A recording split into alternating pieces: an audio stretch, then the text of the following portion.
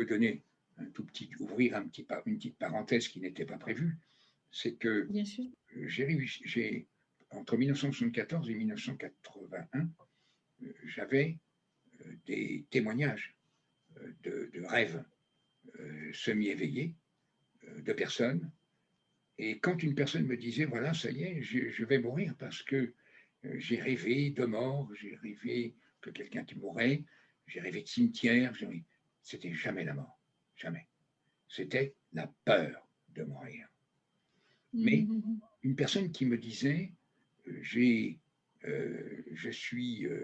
vous donner un petit exemple,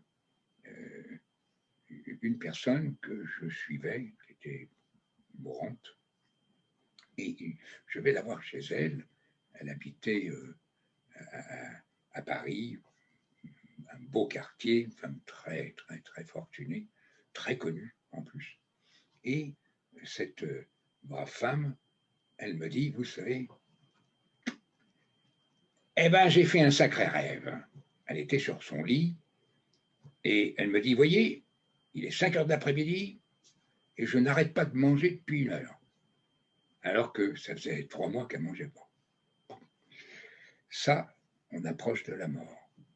Et je lui dis alors, et elle m'a dit, ah, mais attendez, je vais vous emboucher un coin, car elle dit, ah bon, ben, je ne suis pas prêt de partir, je vous le dis. Hein. Ah bah tant mieux. Et très bien. Elle me dit, parce que j'ai fait un rêve, je vais vous dire. Et j'ai entendu distinctement, comme je vous entends vous,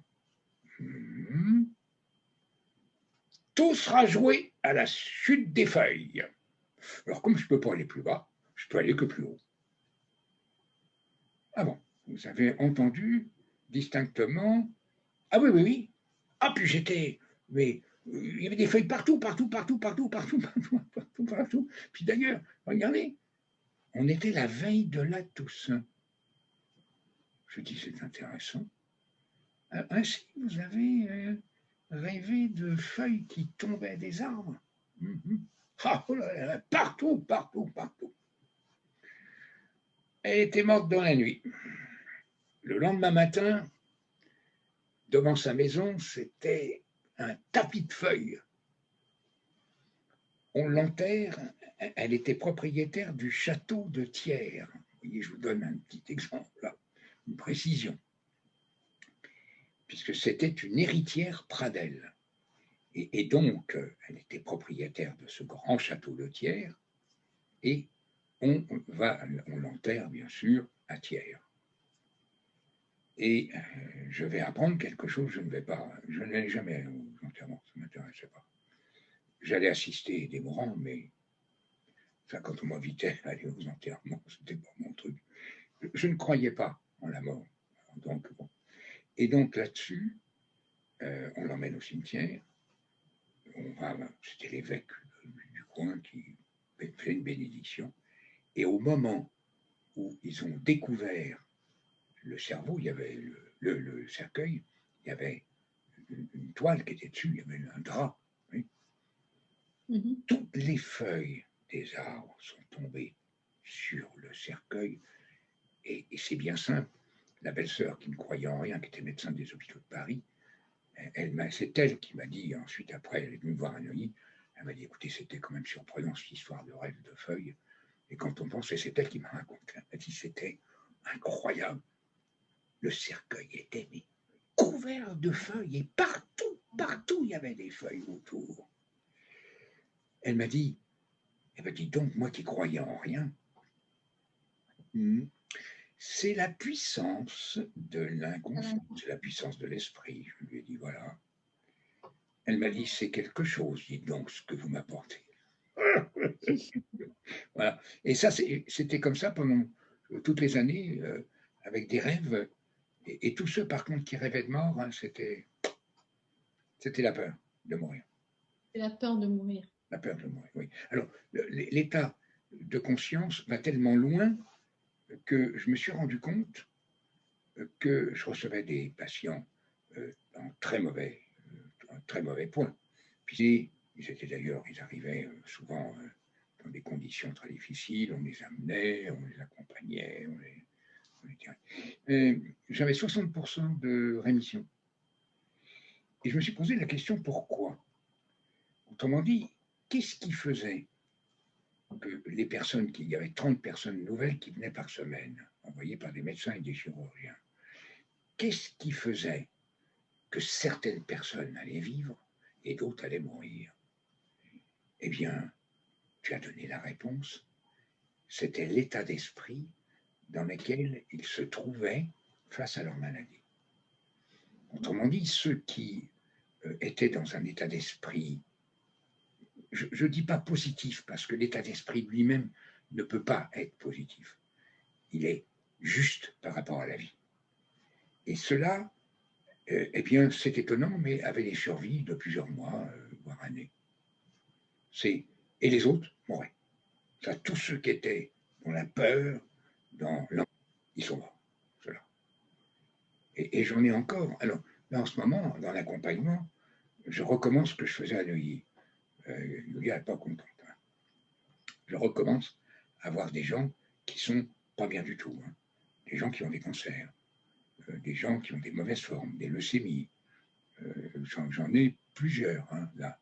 Par exemple, aujourd'hui, bon, ce matin, c'était le cas.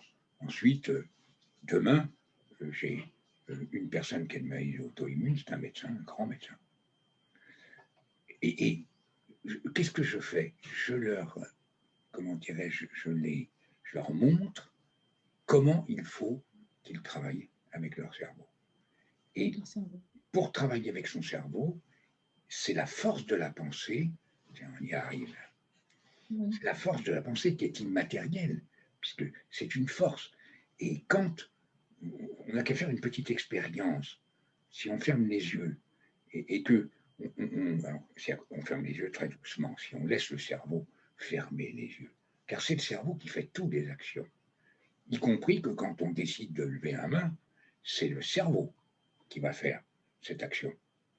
Eh bien, il y a une chose qui va être importante, si je demande à la personne de penser très intensément, très fortement à son front, il va y avoir quelque chose qui va se passer en elle, qu'elle va avoir une perception de son front, et quand je lui demande, lui dire, mais votre front peut avoir l'impression comme s'il voulait s'agrandir, s'élargir, hein, tu connais cela, Bartha, et que ça aille jusqu'aux tempes, et les personnes me disent, mais attendez, c'est même dépassé ça, c'est comme si ça avait dépassé ma tête. Est-ce que c'est un conditionnement de ma part, ou est-ce que c'est réellement la force de la pensée que la personne mobilise, elle prend une décision, et parce qu'elle vient de prendre une décision, le cerveau la met en action. Voilà. Un cerveau, ça sert à mettre en action des tâches. Ouais, ben, tu l'as bien illustré là. Oui, oui, je pense. Ben, voilà. C'est une bonne peut-être qu'il y en a peut-être qui l'ont fait en même temps. Hein. Voilà. Exactement, il faut et si vous l'avez fait en même temps, bien sûr, si vous attendez quelque chose, il ne se passera rien. Autrement dit, la force de la pensée, elle ne se mobilise pas comme on voudrait. C'est-à-dire qu'en fait, il faut que ce soit le cerveau qui la dirige. Et le cortex frontal se met à ce moment-là en action. Voilà. Là, c'est une bonne clé. Est-ce qu'on peut... Je vais te poser une question qui concerne le mental et notre flot de pensée. Est-ce qu'on peut calmer notre mental et le flot de nos pensées? Parce que par moment, on a l'impression de réfléchir sans cesse, d'être assailli par de nombreuses pensées, voire même des questions. Est-ce qu'on arriverait à calmer le mental? Alors, nous pouvons,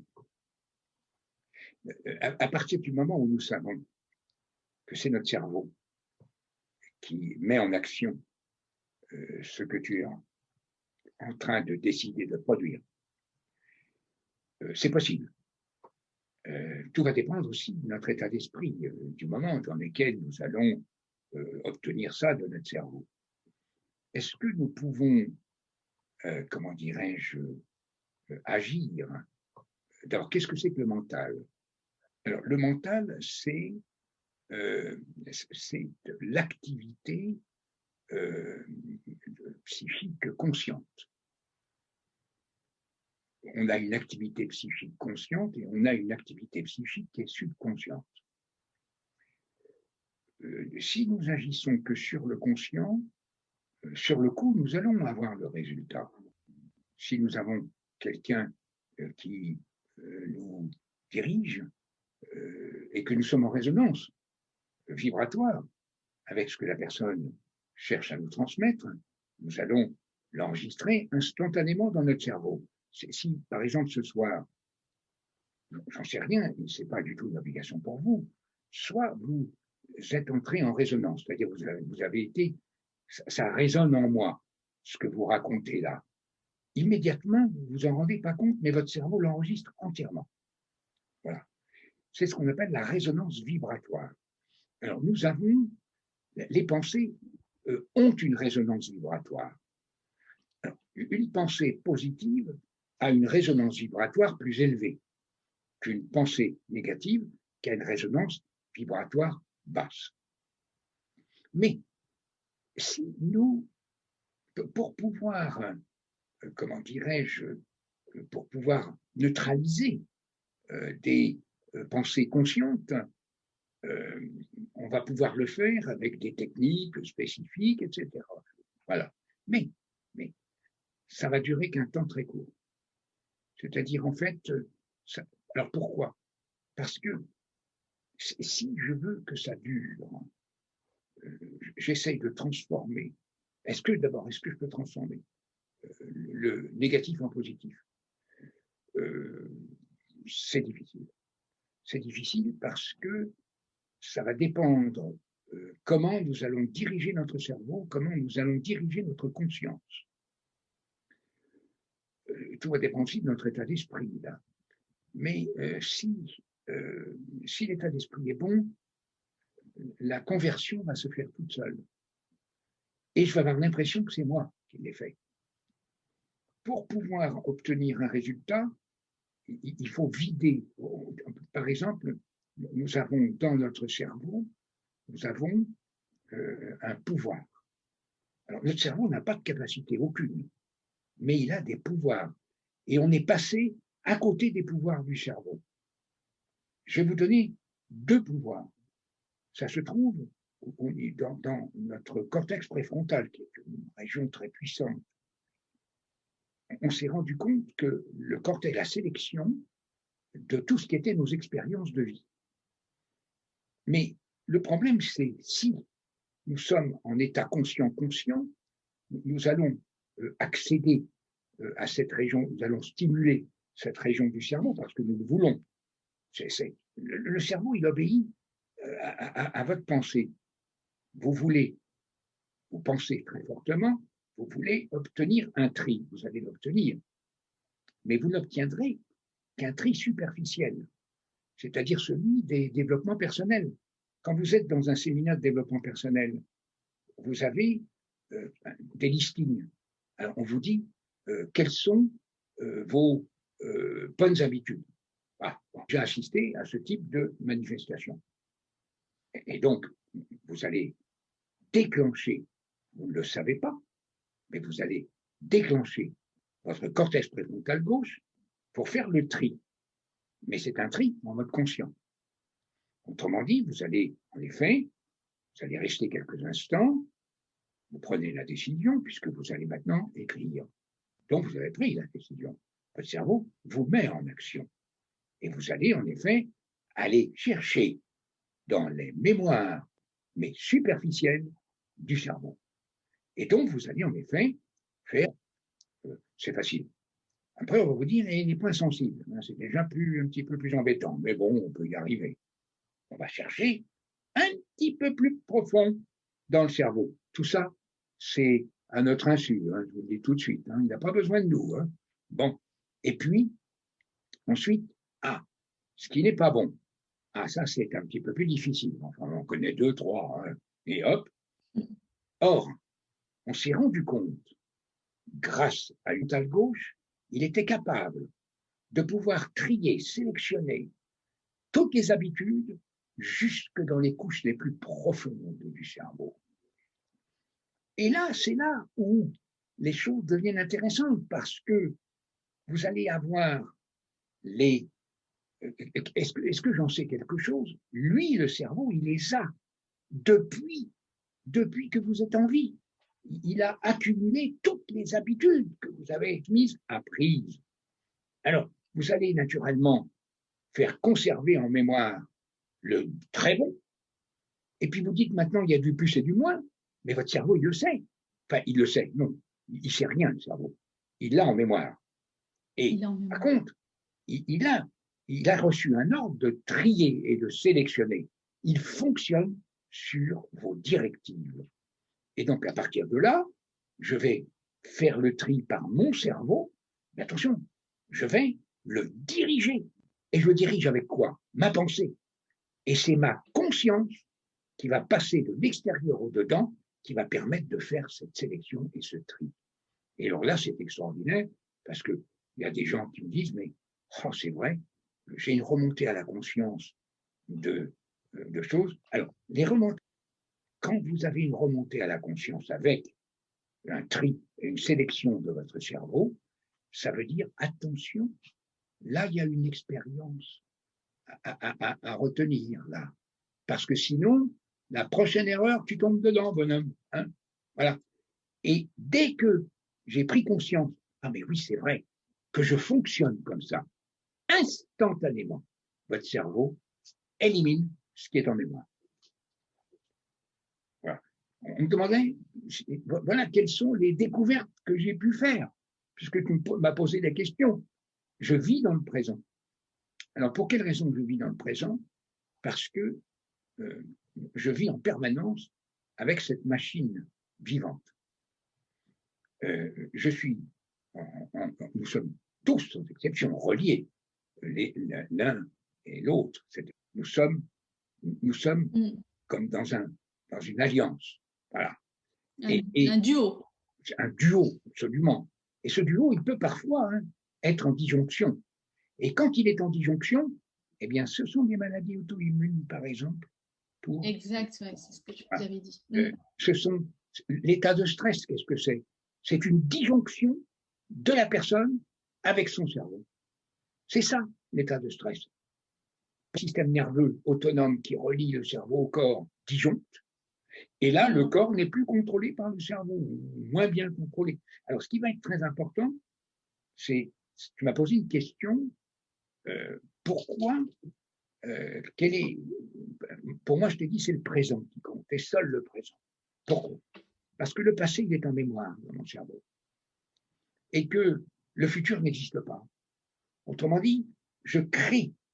Qu'est-ce que c'est que le futur? C'est l'instant d'après du présent. Et que le futur, l'instant d'après du présent ne peut pas exister si je suis dans le présent. Et je vais le faire exister par ma manière de penser. Autrement dit, si ma manière de penser est bonne, alors je suis en train de créer un futur bon, un futur bien meilleur que celui. Mais si jamais je suis toujours dans la même manière de penser que lorsque j'ai commencé à être dans le présent, eh bien, je peux dire que mon futur, il sera totalement identique à ce qui est dans le présent et dans le passé.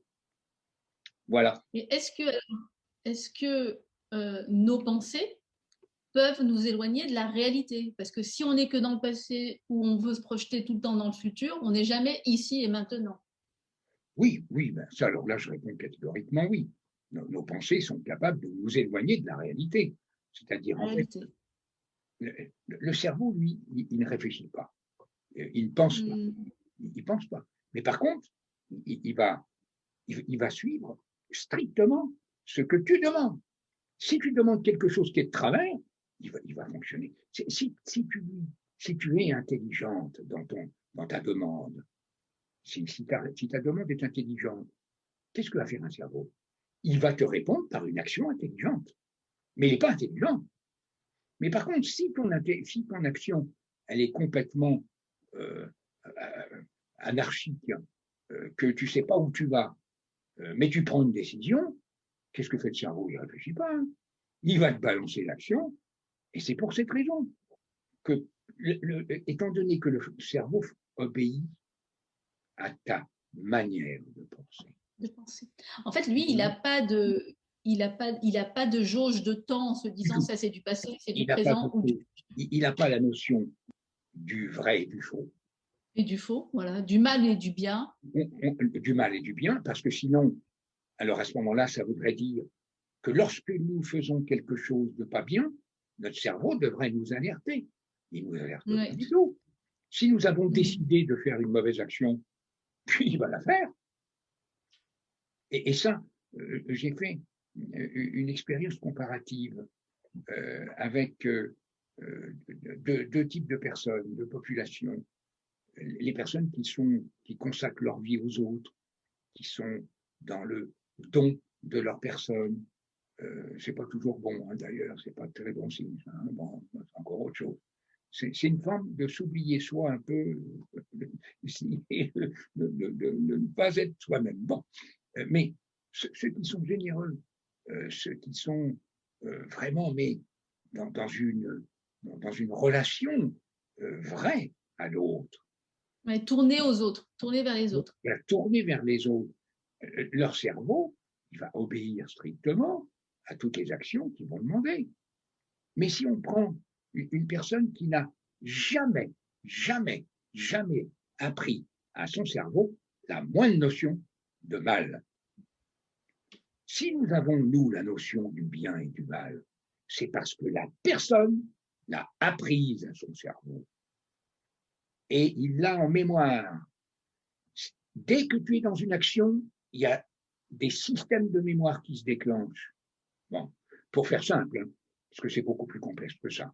Mais on est quand même dans... Alors, soit on est dans le côté réducteur, soit on est dans la simplicité. Et soyons simples, parce que ce qui est de la nature est très simple. Et alors, une dernière peut-être question, Bernard, si tu veux bien. Comment faire pour être dans le ici et maintenant? Comme tu disais, toi, tu vis dans le présent. Quel conseil tu pourrais donner à nos auditeurs pour vivre le ici et maintenant tout le temps? d'abord, ça ne serait pas souhaitable. Pourquoi? Parce qu'on ne peut pas vivre dans le ici et maintenant. On peut être dans le ici et maintenant quand nous décidons. Le cerveau va mettre en action la notion du temps présent. Mais par contre, nous ne pouvons pas être continuellement. Pourquoi? Mais parce que notre cerveau va nous envoyer en permanence des expériences que nous avons déjà faites antérieures. Et donc, nous allons repartir sans le savoir, de façon complètement non consciente. Il faut savoir que 5% de notre vie est consciente, 95% ne l'est pas. Et donc, on va être dans les 95%, mais pratiquement tout le temps. Et on n'est pas conscient. Alors, en fait, ceux qui prétendraient vivre dans un ici maintenant permanent, ils perdraient la notion du temps et de l'espace. Autrement dit, ils n'auraient plus conscience d'être vivants. Si un jour, un génie fou, comme il y en a dans le transhumanisme aux États-Unis actuellement, en Californie, si un génie fou trouvait le moyen de rendre l'homme immortel, c'est comme ça depuis le début de l'humanité, hein, eh bien, nous n'aurions plus conscience d'être vivants. Pourquoi nous sommes conscients d'être vivants, Bartha? C'est parce que nous mourrons. Et c'est parce que nous savons qu'un jour nous allons mourir. Ça, c'est la certitude, et c'est la plus grande certitude qu'on puisse avoir, et c'est la seule vérité qu'on puisse avoir. Un jour, nous mourrons. Si nous n'avions pas cette pensée, tiens, voilà, si nous n'avions pas cette pensée de la mort, de l'acceptation de cet état, nous ne saurions pas que nous sommes vivants. Autrement dit, c'est la conscience de la mort qui nous rend la conscience d'être vivant. Et je crains que l'animal n'est pas du tout la même conscience que nous de vivre. Pour quelle raison? Parce que l'animal, là j'ai eu des expériences avec Maison Alfort, vétérinaire, l'animal n'a aucune conscience de la mort. Par contre, il a conscience de l'instant dans lequel il se trouve. Il y a des peurs, parce qu'il est dans des conditions qui ne sont pas habituelles. Il peut avoir conscience aussi des dangers. Conscience du danger, ça il a. Oui. Un prédateur qui chasse le... Il a. En fait, tiens, c'est intéressant. Nous avons une conscience, comment dirais-je, de vivre. Nous avons une conscience que l'on appellerait viventielle. J'emprunte ça à mon cher ami qui est présent dans la mémoire de mon inconscient, qui s'appelait Raymond Abrezol, chirurgien à Lausanne, cofondateur de la sophrologie médicale.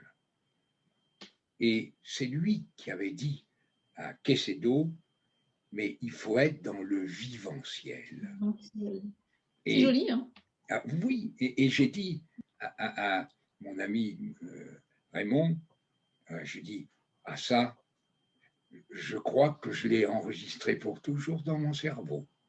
Le viventiel. Alors, l'être humain, il a une conscience viventielle.